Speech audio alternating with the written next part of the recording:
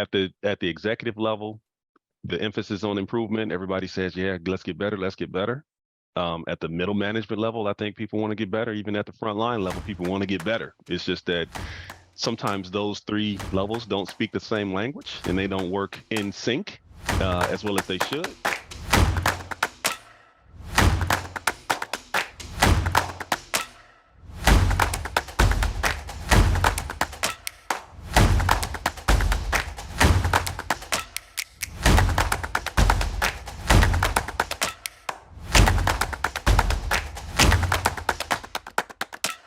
So there's a disconnect between how we think about improvement. As we were talking before, there's multiple levels within a company, and those levels tend to have a similar mindset. At the C-suite level, we think about improvement as, oh, we have a strategy, we have these goals, we got top line performance, we got bottom line performance, and we need to execute our strategy, right? Got this big plan, we need to execute it. At the front line, by the time you get to the front line level, it's usually thought of as just regular improvement. Like, we need to fix this process. We need to, make these changes. And we often lump those into what we call continuous improvement. But the epitome that everyone wants to see is everybody improving something important every day. I would say that's more of an ideal. Some people just want to see other people improve something any day. But that's another conversation. The way strategy and improvement work together, strategy defines what's most important to improve next, right? Because there's a bandwidth issue and you can't improve everything now. So you got to decide what's most important to improve next. And those most important things should contribute to your goals as an organization. Lack of focus on what's most important to improve, and lack of focus is major, right? This is a leadership issue. This is also a methodology issue. Low sense of urgency on executing strategy or projects, right? Once you get into firefighting mode, strategy game is over, right? You're not thinking a year out. You're not thinking 6 months out anymore. You're thinking a week out, the next couple of days. How do we get through the next couple of days crisis, right? The consequences of this are enormous. If you look at some of the headlines over the last 6 months or so, Bird laying off 23% of its staff. DoorDash lays off 1,250 people, right? Facebook and Meta and Amazon and a bunch of other ones just laid off tens of thousands of people. Even Ford laid off 3,000, right? This is symptomatic of working against a forecast as opposed to being agile and adapting to reality on the fly. Right. Pilots flying planes can teach us a very valuable lesson about agility. The plane in flight is off course at least 90% of the time. Weather conditions, turbulence, and other factors cause it to get off track, and often the plane arrives at the destination on time. This is one of my favorite quotes from Stephen Covey. He's the author of 7 Habits of Highly Effective People. How is it that a plane can be off course 90% of the time and still arrive at the destination on time? And the key to this is to make micro adjustments, hundreds of them, maybe thousands of them in time. You got all the dashboards, you got all the indicators, you got everything you need to tell you, hey, you're off track, make the adjustment before it becomes a bigger problem, before it becomes a crisis, right? If you look at the chart from before, companies don't see that it's a crisis until the year is over and you look back like, what did we achieve? And it's nothing like what you planned.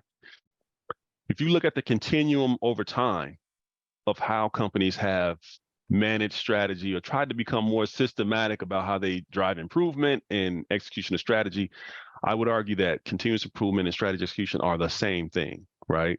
So if you look at this continuum, on the left side, you've got no strategy execution, you got no goals, you got very poor execution, or no, you can't have execution if you have no goals, right? You have nothing to execute. So a lot of companies operate in that very primitive state. In the far right end of the spectrum, you got what we call agile strategy execution, where you have one goal defined per person at a time, all the way to the frontline level. Then you have weekly or daily improvement cycles. So you're improving very frequently, right? So you got everybody every day making improvements. In the middle here, you've got from no strategy up to lone wolf, where you got vague goals defined, you got command and control execution. This is the boss knows what they're doing and everybody else waits on instructions. The next step up from that is OGSMs, OGSTs. You might have heard of these, Hoshin Conry. OGSMs is objectives, goals, strategies, measures. OGSTs is objective, goals, strategies, tactics, or some variant where you got 3 or more annual goals defined down to the manager level, right? So you're getting a few more people involved. Managers are defining goals. And then you still got project-based execution, and it's waterfall style project-based execution. And from a review cadence standpoint, you got annual, if it's a better company, semi-annual, or at best, you got quarterly reviews. One step up from that is OKRs, objectives, key results, right? This is something that was developed at Google.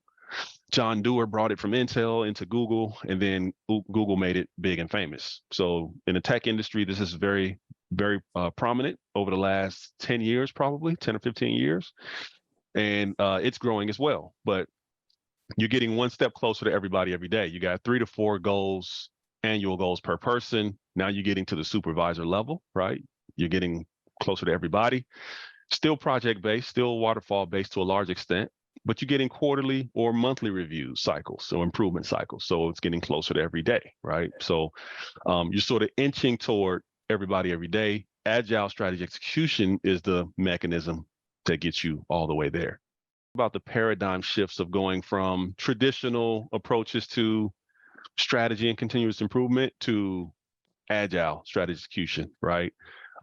Batching objectives, batching projects, batching goals, everybody carrying, those key drivers of projects carrying 5, 10 different projects at a time to what we call continuous flow of goals and projects where you got to focus because you got to prioritize what you're going to deliver next. Let's focus on that. Let's get that done. Then let's move on to the next one. So maximize focus and alignment.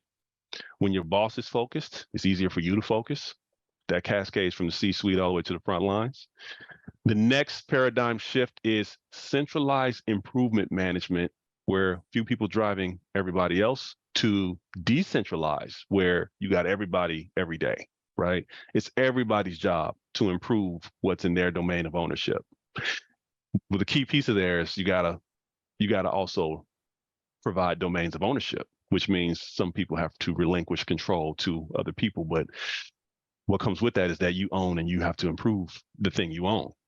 The third paradigm shift is leaders go from judges, where they wait for results and judge, to leaders as coaches, where they're personally invested in the success of their people, right?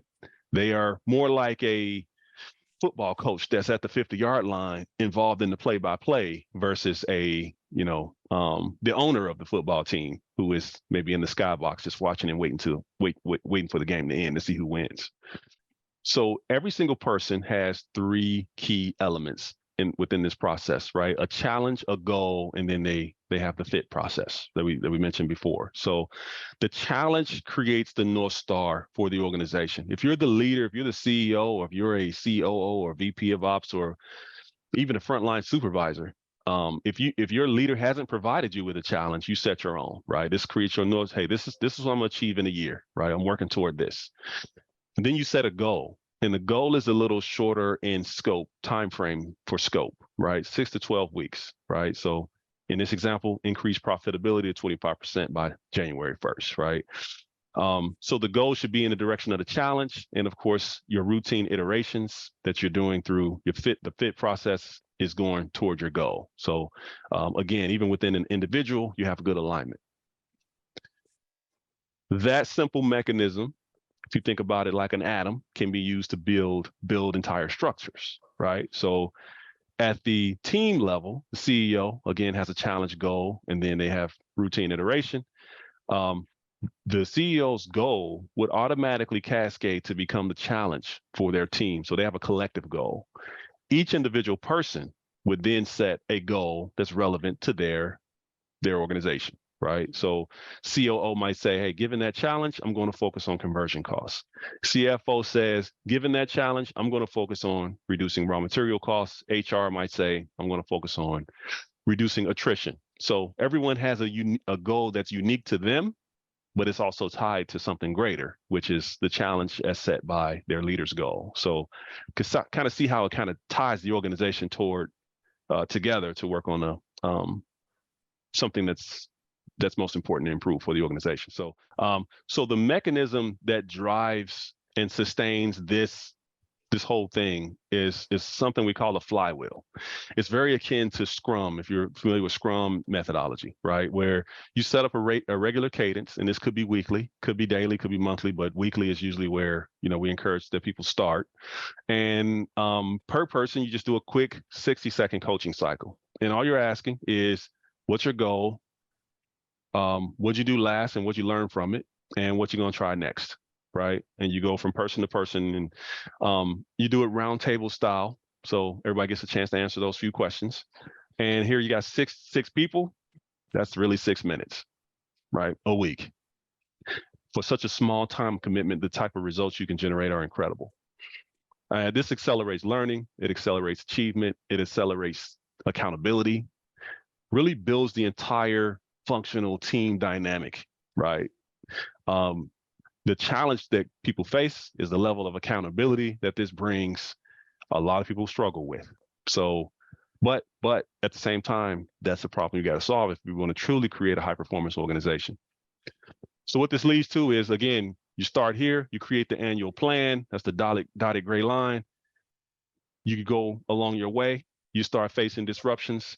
You now have a mechanism where you can course correct. You can have those micro adjustments that a pilot would have to arrive at the destination on time. Enablers of success, frequent check-ins enable easier pivoting. One goal at a time per person maximizes focus. Shorter deadlines per goal increases sense of urgency, right? You don't have all year, you have 5 or 6 weeks, right, to get the next thing done. Frequent iteration results in faster learning, faster results, faster evolution, greater competitive advantage, et cetera, et cetera. See, I love the whole idea of iteration and that regular and more frequent cadence.